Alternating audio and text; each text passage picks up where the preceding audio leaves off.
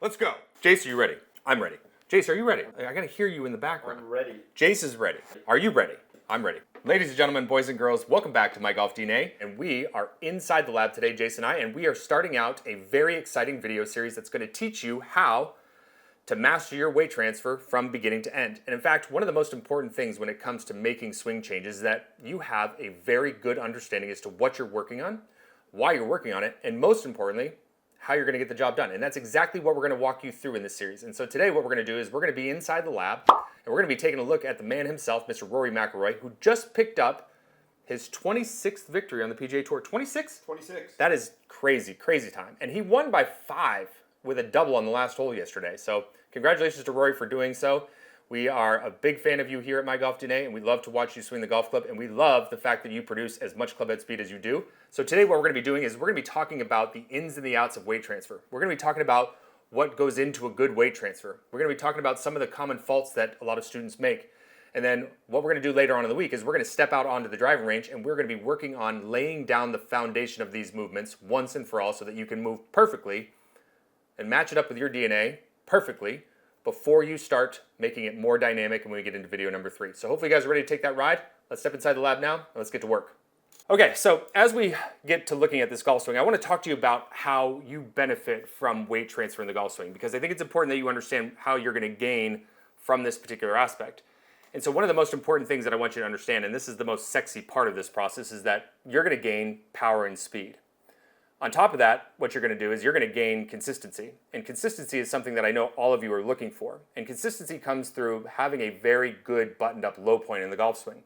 And then the third and final thing that you're going to gain from having a good weight transfer system built into your swing shape is you're going to have the ability to be able to stay safe. That's right. Most important when it comes to swinging the golf club is that you're going to work on things that are going to keep you safe over the long haul, because so many golf instructors out there do not take into account who you are as a person. And you can find a perfect blend of horizontal, rotational, and vertical forces that are going to line up perfectly to your DNA. And that's exactly what we're going to help you with as we go further. So if you understand that you're going to gain power, you're going to gain consistency, and you're going to be able to protect your body over the long haul, then I think it's probably pretty safe to say that we all should be working on it. Right, Jace? Absolutely. Absolutely. Okay, so now let's talk about what good weight transfer really looks like. Now, when we look at Rory from a face-on perspective, I want you to understand that we use 2 very important lines here at My Golf DNA. We have one line up from the trail ankle straight up and down, and then we have one line up from the lead ankle straight up and down. The line on the trail side is what we call our load line. This is what we want to see as far as when you look at it from a face-on perspective. You want to see a little 1 inch, maybe a ½ inch gap, and this is going to be very dependent on the golf club that you have in your hands. If you have a driver, this gap is going to be substantially bigger. Now, when we watch Rory start his golf swing, I want you to look at his head, and I want you to look at this trail thigh. And what you're going to notice is that his trail thigh moves into the load line beautifully. Now, if you look at his head movement is going to be very minimal, but there is some movement there. And one of the things that gets a lot of amateur golfers into trouble is that we've always been taught to stay in the barrel, stay centered, because we don't want your center moving all over the place. Now listen, if you want to play golf and create speed, or any hitting or throwing sport, you have to utilize weight shift to your advantage. Weight shift is a real thing. Now, I'm not advocating that we have the head moving all over the place. I think it's very important that you do keep yourself more centered in the golf swing and you don't have tons of horizontal force that's harder for you to control. But you should be starting your golf swing by getting a little bit of a horizontal natured movement into your trail side and allowing the head to react to that movement. And that's what he does so well. You can see that he loads into the load line, so his right thigh is pushed up against this line. He's turning really fully. Now, as he gets to the top of the golf swing, you're going to see the right hip pulled back inside of this line a substantial amount. And the reason for that is because we're looking at this video from a 2-dimensional space. And the right hip is rotating back into the depth dimension of the swing. This is what I would consider a textbook loading process for a driver swing specifically. We saw a little transfer of the weight into the trail side. We saw a good body turn. We saw a little bit of head movement. That's exactly how you should be getting your golf swing started. Now in the downswing, what we're going to notice is that he is going to move a large amount. I want you to think about the takeaway in the backswing being as a small shift and the downswing as being a big shift.